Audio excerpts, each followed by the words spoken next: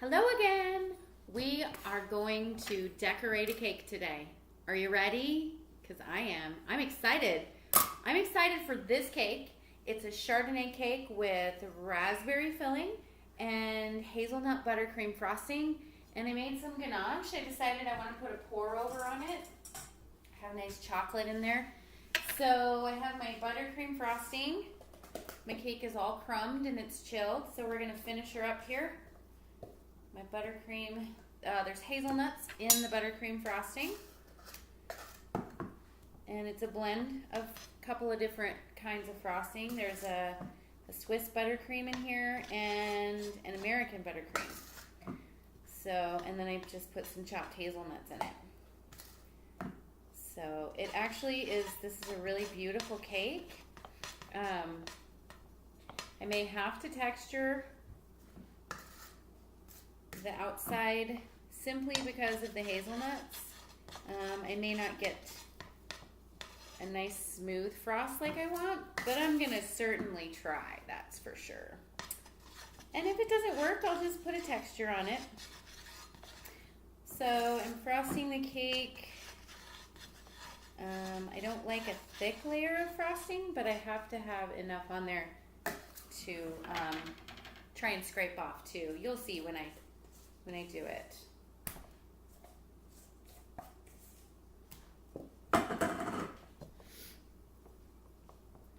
And this is just a beautiful cake. I love to serve this during the holidays.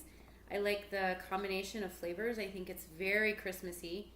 And the color, the raspberry puree and the nuts, and you can decorate it in a number of ways. And of course the chocolate during the holidays is super important. Lots of chocolate during the holidays. Love chocolate. That's what our stockings are for, right? All chocolate. I'm just going to smooth this out a little bit with my offset spatula. Then I'm going to take a bench knife. A nice, clean, smooth bench knife. I'm going to try this with the hazelnut buttercream. And we'll see what happens. If it turns out that I have to texture it so that my hazelnuts don't drag through the frosting, we'll go ahead and do that. But we'll give it a whirl. See what happens. So to get that nice, even coat of frosting,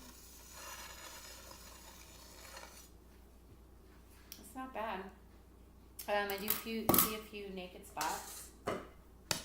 Fill those in. It's important to have the frosting not warm, but soft. So I would not take frosting straight out of the fridge. Fresh frosting is the most amazing thing to frost a cake with. But when you have 3 kids, sometimes you have to work your production over a couple of days. So that's actually not too bad. I feel pretty good about the smoothness of this frosting, but I can't quite, let's see. Just a little bit more. I got a weird spot here. So I'm just trying to even it out, keeping my bench knife as straight as possible. I don't always want to drag it on the wheel. Sometimes I try and lift it just a titch above the wheel. Oh, actually, this is quite beautiful. It's actually quite beautiful. With the hazelnuts, there's not a lot of dragging. Alternatively, if you wanted a completely smooth finish, you could just dust the outside with hazelnuts, but I like the hazelnuts in the frosting. I think it's a nice surprise. And it's just a really nice texture to have after your Christmas dinner, before you go to bed and wait for Santa Claus to come. The cake is also infused with hazelnut liqueur in my simple syrup. So I've got that nice festive flavor all throughout the cake. And then the tart tartness of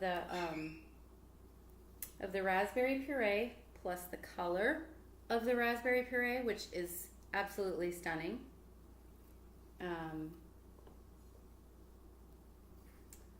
So yeah, just smooth out the top there. Looks pretty straight, pretty level. I'm gonna put a pour over on it, so I want my top, my lid, the lid of my cake. I want the lid of my cake as level as possible. Yeah. Woo, that's beautiful. That is so beautiful. That is just stunning. So I'm going to check on my ganache. I may need to warm it up a little bit, soften it up so I can, so the pour over is really nice. But I should pop this in the fridge. I have to chill it first so that my buttercream doesn't completely melt away. So, rinse my hands off. I'm going to go ahead and do that. Be right back. All right, so the thing about pour overs, buttercream pour overs, is that you don't want to melt the frosting when you put the warm ganache on. So I did heat my ganache over a double boiler just now, and I want it to stream, but I also don't want it to be hot. So that's a nice pourable amount there. Ooh, and it's the perfect temperature right now. I chilled the cake for about 7-10 minutes, about that. That's usually all you need to stiffen it up a little bit in a nice chilly fridge. So then I have a scoop that I like to use. I like to measure my ingredients out with scoops because then I know that I'm getting the same amount every time. I'm going to use 3 yellow scoops. I do like a large pour over. I do love chocolate. It's one of my favorite things. So then I take my spatula and I just very slowly push it to the edge. Make sure that it's all, I might have to do a little fixing up, and then it will fall over the edge and then smooth it. And I can tell that it's chilling very quickly.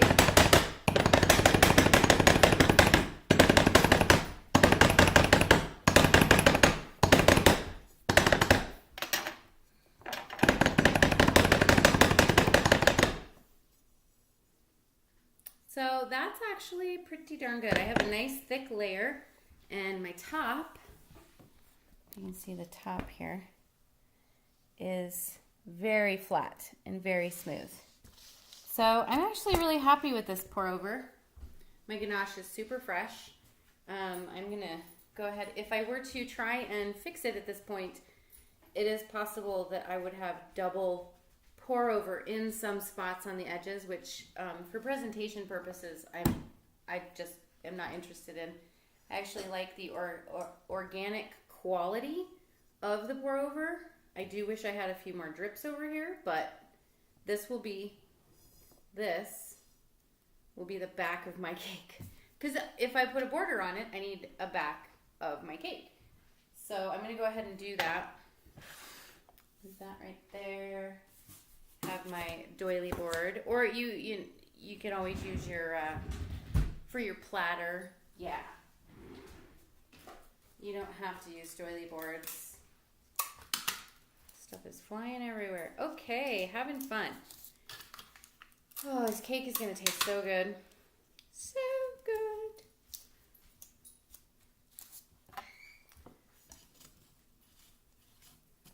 See here. Get it off. Use the tools. Okay. So I'm going to put it on my doily board. I don't have a lot of room for a border, but that's okay. A lot of times I just put it on a plate. And so I don't want a huge doily board because I won't have an appropriate sized platter for it or something. smaller board allows it to be more versatile, more room on the table for other goodies as well. Okay, so we're just gonna put that there, find the back of my cake, which is right there. Now I'm gonna put a border on, I'm gonna put on a soft shell border with a size 10 tip, and I'm gonna do it in the hazelnut buttercream.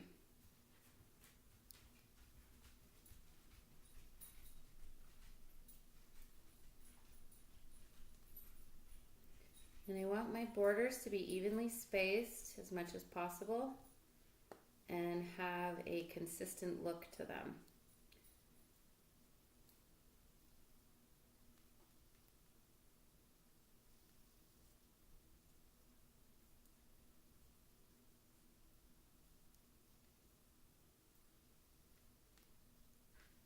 And I have a little extra frosting, so I might just put on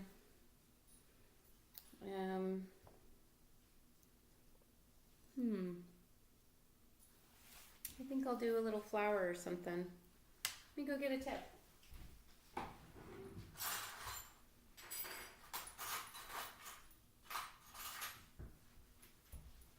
We'll see if this works because I do have hazelnuts in the frosting. I'm using a petal tip, size 104, I think.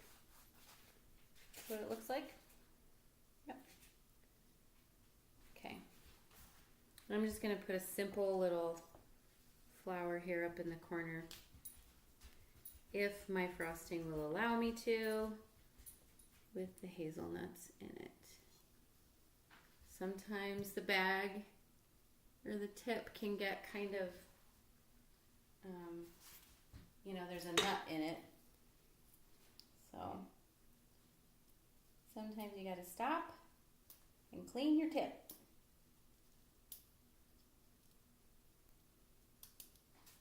Which is fine. It's worth it. The hazelnut is worth it.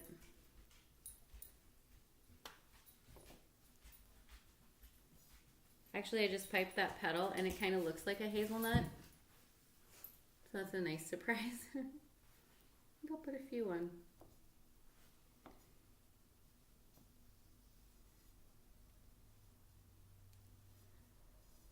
Anything to dress up my cake. And I'm kind of an odd numbers person. Maybe that's because I'm kind of odd at times. So I like to put odd numbers of flowers on a cake. Odd numbers of petals.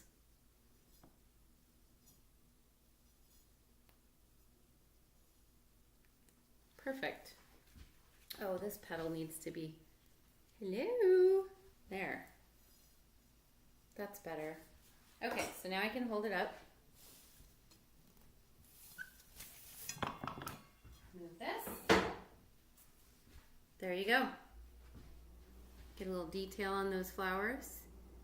So we have a Chardonnay cake with raspberry puree, hazelnut buttercream, hazelnut simple syrup, chocolate ganache. Delicious. Delicious and festive and beautiful, and it's perfect. I'm so excited to eat this. I hope you would be too. Thanks. Bye-bye.